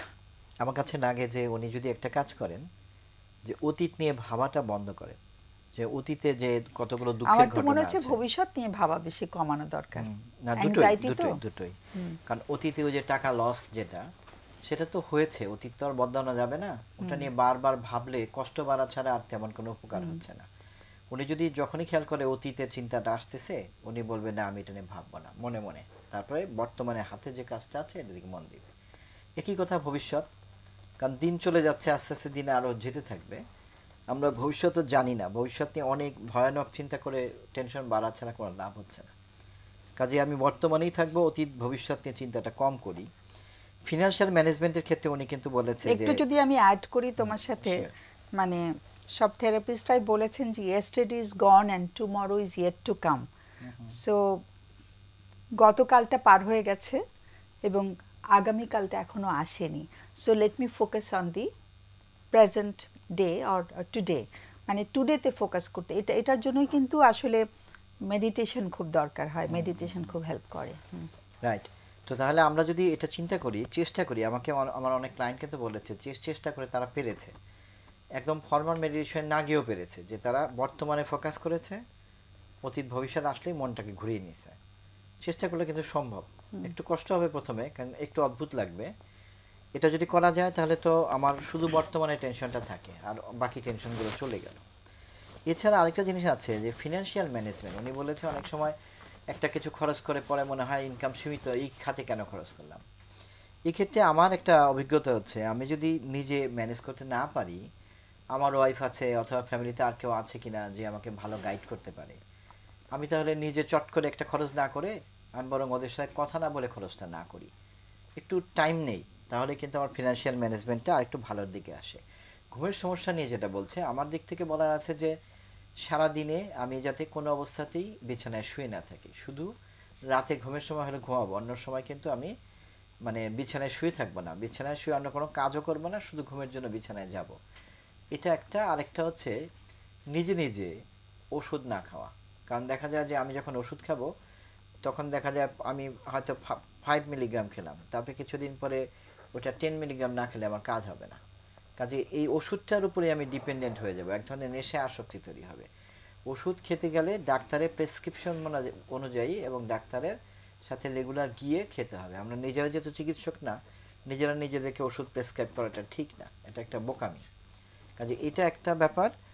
আর বেসিক্যালি এই তো বেশ ভালোই ফিজিক্যাল লাগাচ্ছে। এক্সারসাইজের কথা বলবে না? অবশ্যই অবশ্যই একটু শারীরিক ব্যায়ামটা কিন্তু ব্যায়াম কিন্তু হেল্প করে। বেশ গবেষণা পাওয়া গেছে, বড় বড় গবেষণা, যেখানে স্ট্রেস কমানোর জন্য, মানসিক স্বাস্থ্যের জন্য ভালো ভালো এক্সারসাইজ যদি কেউ করে তার অ্যাংজাইটি স্ট্রেস দুটোই কমে যায়। কাজে এই বয়সে, ওনার বয়স যে 49 বলেছে, উনি যদি হাঁটেও 1 ঘন্টা করে রেগুলার হাঁটে, 1 ঘন্টা কেন, কম করে শুরু করুক। 1 ঘন্টা ইজ টু মাচ, আমার মনে আস্তে আস্তে বাড়াতে পারে আর কি। ওকে। আর আরেকটা কথা বলতে পারি যে তার দুঃখের কথাগুলো, টেনশনের কথাগুলো খুলে বলার অভ্যাস যদি করে, যেমন ওয়াইফ আছে, যদি তার সাথে কথা বলা যায় অথবা অন্য কারো কাছে খুলে কথা বললে তাহলে মনে টেনশন কমে যায়। ওয়াইফের সঙ্গে তো সম্পর্কটা ভালো মনে হচ্ছে। হ্যাঁ, আমাদের আসলে কালচারে বা পৃথিবীতে আসলে যে পুরুষকে সংসারের হাল ধরতে হবে, সবার নিডগুলো ফুলফিল করতে হবে, সো ওখানটা থেকে উনি যখন কথা বলছিলেন সমস্যাগুলো যে এক্সপ্রেস করা, যেটা ভাই বলছিলেন যে এক্সপ্রেস করে বলা, এখন সন্তানের সাথে হোক, ওয়াইফের সাথে হোক, অনেক সময় তো ওনার কাছে কাজ করতে পারে ভিতরে, কিছু জায়গায় উঠে এসেছে যে নিডগুলো, বাচ্চাদের নিড, ওনার ওয়াইফের নিডগুলো ফুলফিল করাটা ওনার দায়িত্ব পারছেন না। এবং 2015 সালে উনি কিন্তু একটা মানে যেটা বললেন যে একজন ওনার টাকা নিয়ে চলে গেছেন, সো একটা বিট্রায়ালের ঘটনা, কিন্তু ওনার কষ্টটা কিন্তু সেটা ভিতরে রয়ে গেছে। তো আসলে এই জিনিসগুলো যখন অনেক ভাবতে থাকবেন তখন কিন্তু যে আমাদের যেটা নেগেটিভ একটা ওই যে শেকলের মতো, যে একটা মনে পড়লে আরেকটা মনে পড়ে, আরেকটা মনে পড়ে, তো অনেক বড় একটা শেকল হয়ে যায়।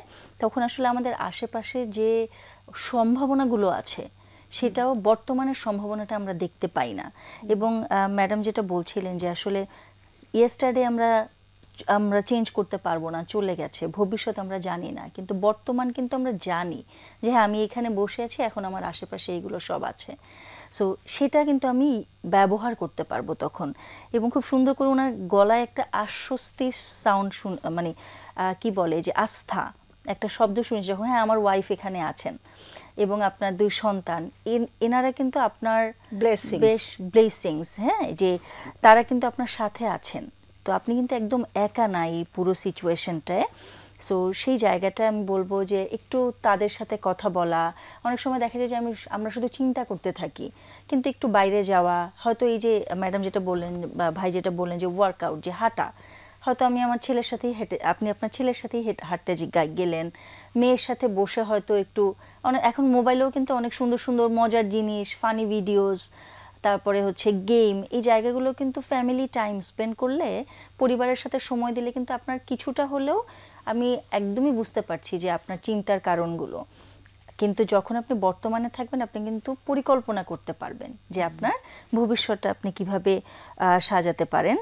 এবং শ্বাস প্রশ্বাসের ব্যায়ামটাও যদি করেন, যেহেতু উদ্বিগ্নতার জায়গাটা আপনি বলেছেন যে কিছুই না, জাস্ট আপনার বাসার যে কোনো একটা জায়গায় আপনার কিন্তু একটু হলেও ভাল লাগে বসলে, বা আপনি খুঁজে বের করেন যে হ্যাঁ আমার বাসার এই জায়গাটায় বসলে আমার ভালো লাগে, ওখানে বসে জাস্ট লম্বা 2-3টা নিঃশ্বাস নেন, একদমই কঠিন কিছু না, জাস্ট নিঃশ্বাসটা নেন। আমরা কিন্তু আমাদের নিঃশ্বাসটাকেও উপলব্ধি করি না, দম নিচ্ছি, হ্যাঁ ওভাবে কিন্তু বুঝি না। একটু ফিল করেন যে আপনি এই যে প্রকৃতি থেকে যে আমরা নিঃশ্বাসটা নিচ্ছি আবার ছাড়ছি, একটু নিজের সাথে থাকা, তখন দেখবেন যে আপনি কিন্তু বর্তমানটাকে উপলব্ধি করতে পারবেন। এবং আমি খুব জোর করে বলছি, মানে বোল্ড ভয়েসেই বলছি যে ডাক্তারের পরামর্শ ছাড়া ঘুমের ওষুধটা খাবেন না। এবং ওয়ার্কআউটটা আরেকটা কারণে ইম্পর্ট্যান্ট, যে আমাদের ঘুমের প্রথম শর্তটাই হচ্ছে বডি বা শরীরটা, মাসেলগুলো রিল্যাক্স হতে হবে। সো এটা হচ্ছে ঘুমের প্রথম স্টেজ। তো আমরা যখন খুব বেশি টেনশনে থাকি তখন কিন্তু আমাদের মাসেলগুলো অনেক টাইট হয়ে থাকে, তো আমাদের বডিটা তো রিল্যাক্স হচ্ছে না। তো যত আপনি ওয়ার্কআউট করবেন বা ব্যায়াম করবেন তখন না বডির মাসেলগুলো নরম হবে। তো আপনি যখন শোবেন তখন কিন্তু আপনার গ্র্যাজুয়ালি মানে ধারাবাহিকভাবে আপনার ঘুমের একটা পরিবেশ তৈরি হবে বডির মধ্যে। বা অনেক সময় দেখা যায় যে আমরা লাইট জ্বালিয়ে শুয়ে পড়লাম, বা কাজ শেষ হয়নি, কাজ না শেষ করে বা মোবাইলটা ধরেই শুয়ে পড়লাম। তো আমাদের আসলে ঘুমের জন্য কিন্তু একটা হরমোন লাগে, কতগুলো হাইজিন মেইনটেইন। হ্যাঁ, সো ওটা কিন্তু আলোতে, ওই মেলাটোনিন বলে, ওই মেলাটোনিনটা কিন্তু আলোতে আপনার ব্রেনে আসবে না। সো আমরা একদম অন্ধকার একটু চেষ্টা করব যে যতটুকু অন্ধকার করে আমি ঘুমাতে পারি, তখন আপনার হরমোনটাও আপনাকে হেল্প করবে বডিটাকে রিল্যাক্স করতে এবং আপনাকে ঘুমাতে সাহায্য করবে। মেডিসিনের উপরে অভ্যস্ত না হয়ে আপনি যদি এই জায়গাটা, যেটা স্লিপ হাইজিন, সো ওখানটায় যদি আপনি একটু ফোকাস করেন এবং আপনার আশেপাশের যত সম্ভাবনা, ব্লেসিংস, আশীর্বাদগুলো আছে, যে মানুষজন আছে আপনার পাশে, তাদেরকে। এবং স্লিপ হাইজিনটা কিন্তু ইন্টারনেটে হ্যাঁ খুঁজলেও পাওয়া যাবে। আমার একটা ফোন আছে, ফোন নিয়ে নিচ্ছি। হ্যালো, আসসালামু আলাইকুম। ওয়ালাইকুম সালাম। আপু ভালো আছেন? আমি এর আগেও একবার ফোন দিয়েছিলাম। হ্যাঁ, ভালো আছি। Thank you so much.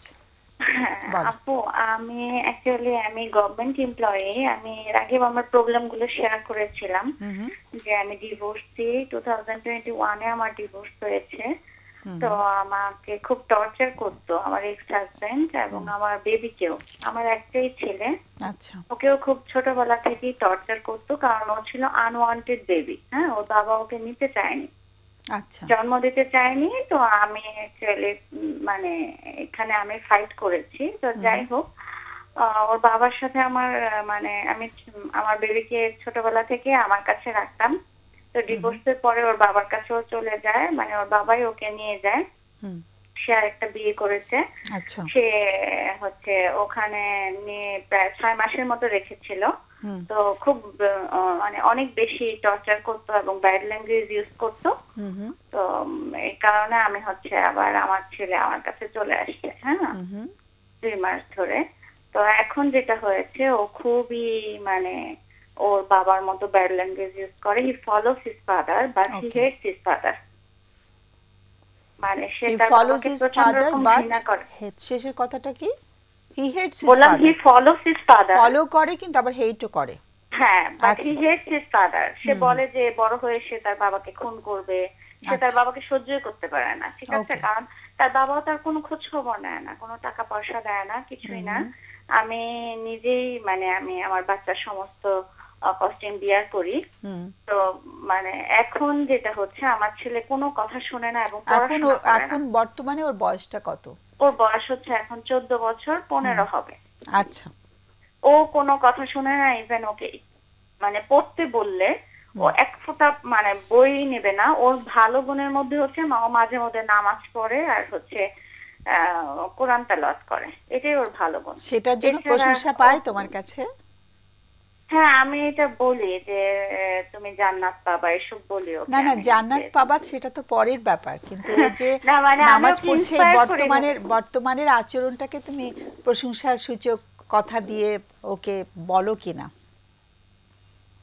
হ্যাঁ, আমি এটা বলি যে তুমি তোমার এগুলো ভালো গুণ, তুমি নামাজ পড়ার চেষ্টা করবা সব সময়। হ্যাঁ, ওটা তো আবার উপদেশ হয়ে গেল। আমি বলছি একেবারে পিওর প্রশংসার জায়গাটা, এটা কিন্তু খুব উৎসাহিত করে মানুষকে। হ্যাঁ, প্রশংসা ভীষণ একটা বড় ভূমিকা রাখে আমাদের জীবনে। আচ্ছা, তুমি বলে যাও তারপর। এখন ও যে এটা হচ্ছে, আমি হচ্ছে ব্যাড ল্যাঙ্গুয়েজ ইউজও করি না, আমি শুনতেও পারি না, কিন্তু ও সবসময় বলে যে ওর বাবা নাকি বলেছে যে মানে গালি দিলে নাকি মেজাজ ঠান্ডা হয়। আচ্ছা তো সব সময় ও ব্যাড ল্যাঙ্গুয়েজ ইউজ করে, প্লাস হচ্ছে ও পড়ে না একদম, মানে বই টাচও করে না। ওর কথা হচ্ছে ও মানে ও টিচার বাসায় যাবে আর স্কুলে যাবে, কিন্তু ও বই পড়বে না। ও বলছে গভর্নমেন্ট নাকি অটো পাস দিয়ে দিবে, ক্লাস 8-এ পড়েও বলছে যে এখন নাকি বইয়ে পড়ার কিছু নাই। আগে ক্লাস 3-4 পর্যন্ত অনেক পড়তো। ও কি নতুন কারিকুলামটা ফলো করছে? হ্যাঁ হ্যাঁ, নতুন কারিকুলাম। ও বলছে যে গভর্নমেন্ট অটো পাসই দিবে আর এভাবে ও নাকি বিসিএস ক্যাডার হবে এবং ও পলিটিক্স করবে, আর মানে ওর নাকি পড়াশোনা লাগবে না, এমনিতেই নাকি গভর্নমেন্ট ওকে জব দিয়ে দিবে। আর আমি কোনো কিছু বোঝাতে গেলে আমাকে মানে ও প্রচন্ড রকম মানে ওই যে বললাম ব্যাড ল্যাঙ্গুয়েজ ইউজ করে, হ্যাঁ, আর হচ্ছে মানে খুব উল্টো পাল্টা কথা আচ্ছা, বলে। যখন ও কোনো খারাপ আমি এখন ভাষা আসলে কি করতে খারাপ পারি ভাষা আপু? যখন একটু তোমার কাছে একটা যে কথা জানতে চাইছি, যখন কোনো খারাপ ভাষা বলছে তখন তোমার প্রতিক্রিয়াটা কেমন থাকে? আমি অ্যাকচুয়ালি প্রথম না আমি হচ্ছে এটা সেটা হাতে নিতাম ওকে মারার জন্য। আচ্ছা তখন দেখতাম ও মানে আমি ওকে শাসন করব মারবো এটা ও নিতে পারে না, কারণ ওকে তো কেউ ভালোবাসে না আমি ছাড়া। তো তখন অনেক জোরে চিৎকার চেঁচামেচি করে এবং আমার হাতের ওই জিনিসটা নিয়ে যায়, মানে আমার সাথেও মানে খুব মানে আমাকে মারতে দিবে না, উল্টো আমার 2 হাত আটকে রাখবে, তখন আমিই ব্যথা পাই। আচ্ছা, আমি হচ্ছে তো এখন সেটা আর তুমি ওগুলো বন্ধ নেই না, করেছো? আমি এখন কথা বন্ধ করে দিই। তুমি তখন চুপ থাকো, ওর সাথে কথা হ্যাঁ, আমি কথা এখন বলা চুপ বন্ধ থাকি। করে? হ্যাঁ, আমি কথা বলি না, দেখা গেল 1 ঘন্টা 2 ঘন্টা কথা বলছি না, শুধু টেবিলে খাবার দিচ্ছি, ও খাচ্ছে, আমি একটু জব তখন ওর করি। রিঅ্যাকশনটা কেমন হয় যখন তুমি? তখন ও ক্ষমা চায়, পায়ে ধরে বসে থাকে, মা ক্ষমা করো, এসে কথা বলো, আর করব না। ও খুব বেশি ক্ষমা চায়, হ্যাঁ ক্ষমা চায় এবং একই কাজ আবারও করে। ওকে, এটা একটা কোশ্চেন যে আমি ওকে নিয়ে কি করতে পারি, আসলে কি আমি ওকে রিহেব সেন্টারে দিব কোনো? আমার এখন আপু এজ হচ্ছে 35, আমি কিন্তু ওর বাবার সাথেও আমার খুব ভালো রিলেশনশিপ ছিল না, একদমই মানে হাজবেন্ড ওয়াইফ যে রিলেশনশিপটা থাকে ওইটা ছিল না। এবং সেটা ওকে ছোটবেলাতে ও দেখেছে না? হ্যাঁ, এইগুলো ছোটবেলা থেকে দেখেছে যে বাবা মা একসাথে হলেই ঝগড়া হয়। সেটাই। আর তোমার একটা প্রশ্ন ছিল, তুমি আবার কি বলছিলে? বিয়ের কথা বলছিলে? আমি একটা আসলে বিয়ে করতে চাচ্ছি, কিন্তু এই অবস্থায় মানে ওকে নিয়ে বিয়ে করা পসিবল না। আমি কি আসলে মানে এটা 1 নাম্বার কোশ্চেন, আমার অ্যাকচুয়ালি 2টো কোশ্চেন আছে। আমি আসলে ওকে মানে এই সলিউশনের জন্য আমি কি করতে পারি, যে ওকে কোনো রিহ্যাব সেন্টারে দিতে পারি বা কোথাও মানে কাউন্সিলিং এ বা এমন কোথাও? তুমি রিহ্যাব সেন্টারে দিতে হবে না, তুমি ওকে কাউন্সিলিং এর জন্য অবশ্যই নিয়ে যেতে পারো। আমার মনে হচ্ছে যে ওর এবং তোমাদের দুজনেই যদি তোমরা কাউন্সিলিং এর আওতায় আসো, তাহলে তোমাদের সম্পর্ক তো দুজনের মধ্যেই ঘটছে, তো সম্পর্কের অবনতিটা ঘটেছে, আমার মনে হয় দুজন মিলেই তোমরা যেতে পারো আর কি, কেমন? ওকে। আর এটা তো আমাদের অতিথিরা আরো বলবেন। আর তোমার যেটা আরেকটা প্রশ্ন ছিল, তুমি বিয়ে করতে চাও, সে ব্যাপারে তুমি আমাদের কাছে জানতে চাইছো যে সেখানে কোনো প্রশ্ন আছে কি তোমার? না না, এখানে প্রশ্ন নেই, এটা জাস্ট আমি হচ্ছে ওর ডেভেলপমেন্টের জন্য, আর যে আমি কি করতে পারি। না না, তুমি বিয়ে যে করতে চাচ্ছ ওটা নিয়ে কোনো প্রশ্ন আছে কিনা? না, ওইটা নিয়ে প্রশ্ন নেই। আরেকটা কোশ্চেন হচ্ছে ওর বাবার ব্যাপারে, সেটা হচ্ছে ওর বাবা তো ওকে আসলে টর্চার করে এবং ওকে, ওর বাবা হচ্ছে ঢাকায় পার্মানেন্ট, ও মানে 3টা ফ্ল্যাট আছে, একটাতে সে নিজের ওয়াইফ নিয়ে থাকে আর 2টো হচ্ছে ভাড়া দেয়। তো তার যে মোটিভ যেটা দেখলাম, সে আমার ছেলেকে কোনো প্রপার্টিসের মানে মানে কোনো অংশ দিতে চাচ্ছে না, হ্যাঁ, বা দিবেও না ইন ফিউচারে। তো সেই ক্ষেত্রে আমি অনেক লয়ারের সাথে কথা বলছি, তারা আমাকে বলেছে বাংলাদেশের আইন অনুসারে বাবা যদি ত্যায্যপুত্রও করে এখানে আসলে কিছু করার নেই, এখানে আমার ছেলে কিছু পাবে না, বা আমার আসলে মানে এরকম কেস করে কোনো লাভ নেই। এখন কি আপু আসলে কি আমি হাত গুটিয়ে বসে থাকবো? মানে আমার ছেলেকে সে কোনো খোঁজ খবর নিচ্ছে না, আমাকে অনেক টর্চার করেছে, আমার বাচ্চাকেও টর্চার করছে, বা এখনো কোনো খরচ দিচ্ছে না, বা ভবিষ্যতেও দিবে না। তো আমি কি হাত পা গুটিয়ে বসে থাকবো? এর কোনো সলিউশন নেই আসলে? আচ্ছা, তোমার প্রশ্নটা পেলাম, তুমি একটু লাইনে থাকো, হ্যাঁ, কোনো প্রশ্ন থাকলে করো তোমরা। আপনি যে নতুন যে একটা সম্পর্কে যেতে চাচ্ছেন, এটা আপনার সন্তান মানে ওর সাথে কি ডিসকাস করেছেন, বা ও কিভাবে নিচ্ছে ব্যাপারটা? হ্যাঁ, ওর সাথে ডিসকাস করেছি। ওকে আমি যখন বলি যে বাবা আমি একটা, ও ইভেন ওই বলে, আমি একটু যখন সিক হয়ে যাই ও বলে যে মা তুমি একটা বিয়ে করো। তখন আমি বলি যে বিয়ে করলে তো তুমি এরকম ব্যাড ল্যাঙ্গুয়েজ ইউজ করো, এটা করো, সে তো এগুলো ভালোভাবে নিবে না। তখন বলে যে এমন কাউকে করো যে আমাকে আদর করবে। So sweet. মানে এরকম একটা কথা বলে যে এমন কাউকে করো যে আমাকে আদর করবে, এমন কাউকে বিয়ে করো। বলে যে আবার বলে যে ও যখন মানে আরো বড় হবে, বিয়ে করবে, ও বাচ্চা নিয়ে ওর ওয়াইফ নিয়ে আলাদা থাকবে, তখন আমি কার কাছে থাকবো? এটাও ওই বলে আমাকে, তখন তুমি কার কাছে থাকবো, তুমি বিয়ে করো, এটাও আমাকে বলে। কিন্তু প্রবলেমটা হচ্ছে ও বলে ঠিকই বলার সময়, কিন্তু ওর অ্যাটিটিউড গুলো আবার চেঞ্জ হয়ে যায়। আচ্ছা ঠিক আছে, থ্যাংক ইউ। এখন তোমার বয়সটা কত? 35। ওর বয়স হচ্ছে 14, এবার 15 না না হবে। তোমার? আমার হচ্ছে 35। 35, ওকে। তোমার কোনো প্রশ্ন আছে থাকলে? আচ্ছা, আমাদের অন্য অতিথির কোনো প্রশ্ন নেই, ওরা আলোচনা করবে, তুমি শোনো, কেমন?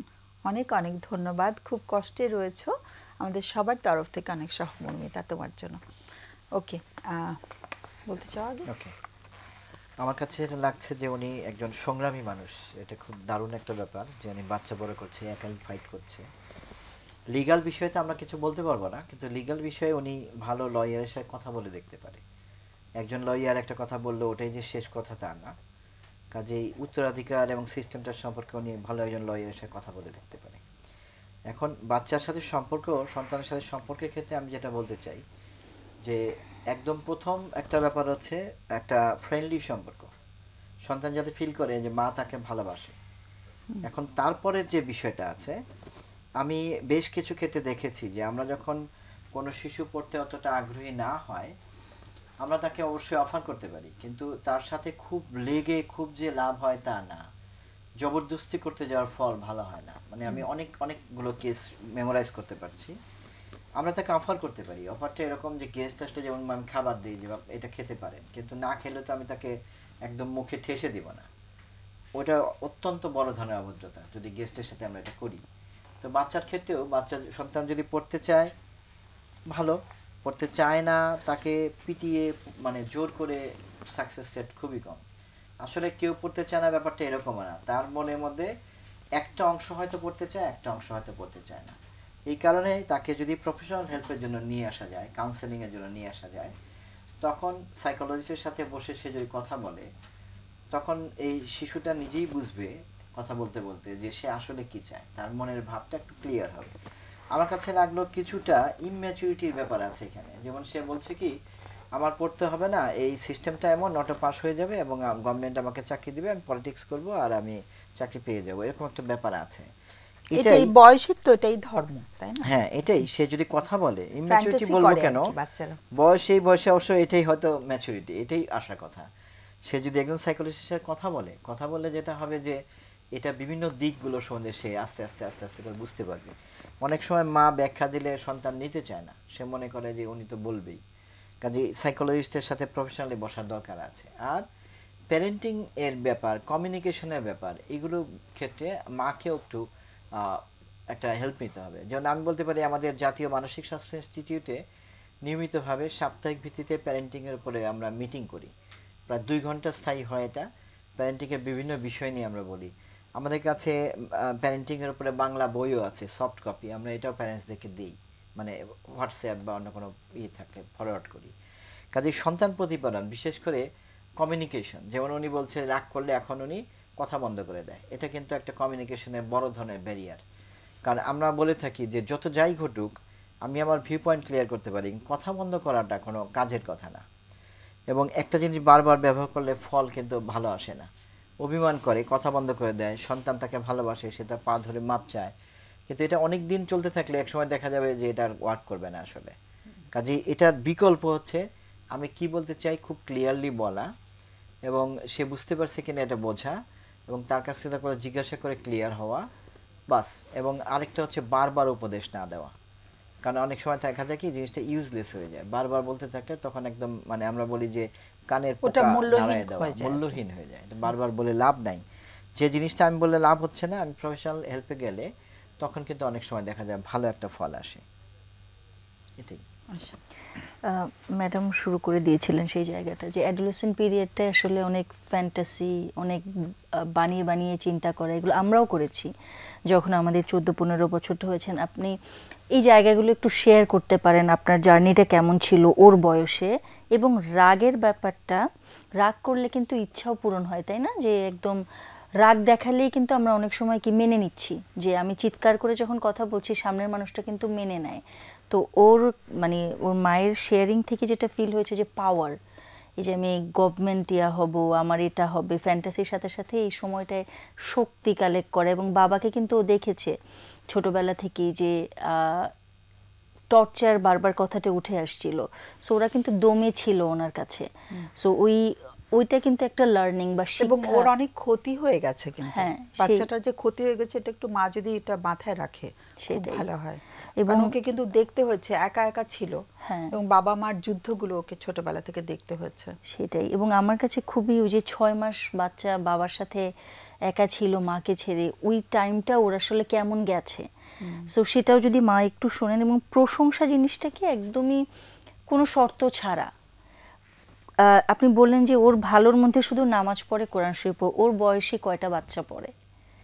সো সেই জায়গাটাই যদি আপনি অ্যাকনলেজ করেন, ওকে প্রশংসা করেন সেখানটায়।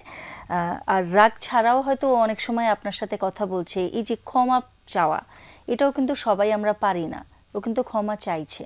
সো সেটাও যদিও আপনি প্রশংসা করেন সেই জায়গাটায়। বা একটা জায়গায় একটু অ্যাড করব, যেহেতু প্যারেন্টিংয়ের এটা একটা পার্ট, যে ওর সাথে বসে একটু ডিসকাস করা যে আপনি কি চান ওর কাছ থেকে এবং ও কতটুকু দিতে চায়।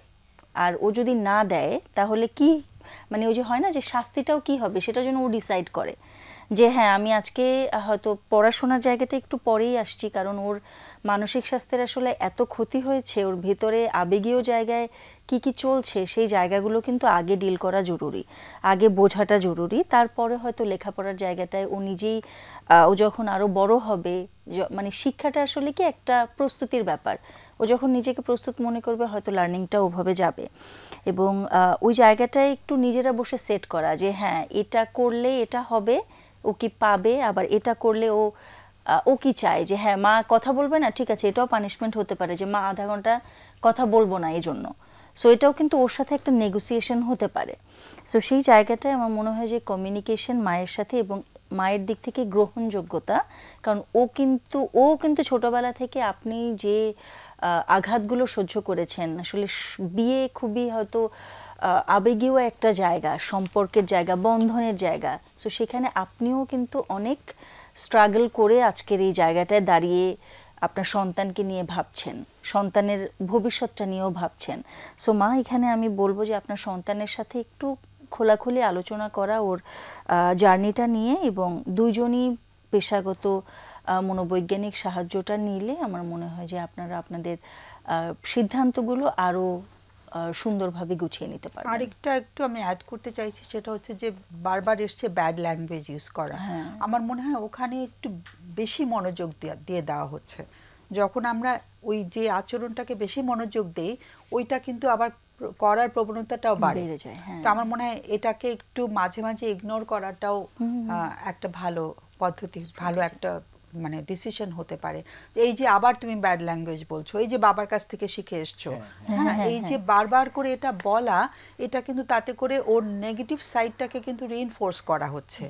তো আমার মনে হয় যে এই জায়গাটাতে এত বেশি মনোযোগ না দিয়ে মা যদি খুব কনসিয়াসলি এটাকে ইগনোর করে, তাহলে একটু একটা ভালো ফল আসতে পারে।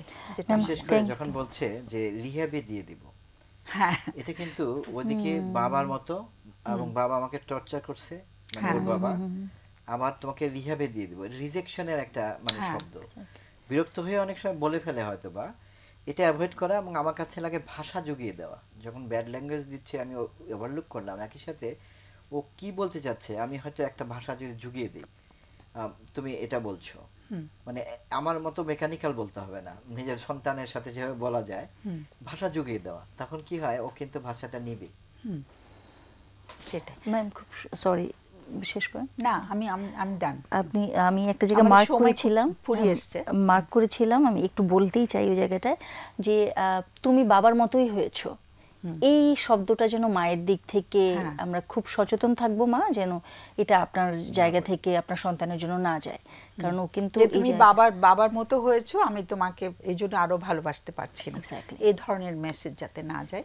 তো আমরা শেষ করছি, দুজনকে অসংখ্য ধন্যবাদ। আর আগামী অনুষ্ঠানের বিষয়বস্তুটা বলতে হবে সুপ্রিয় দর্শকদের।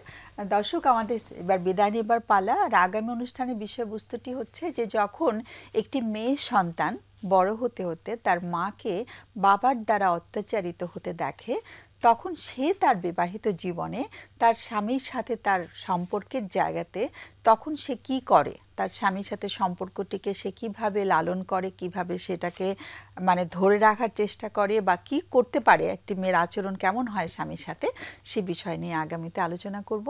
সেই পর্যন্ত সবাইকে অনেক অনেক ধন্যবাদ এবং শুভকামনা জানিয়ে শেষ করছি। শুভরাত্রি।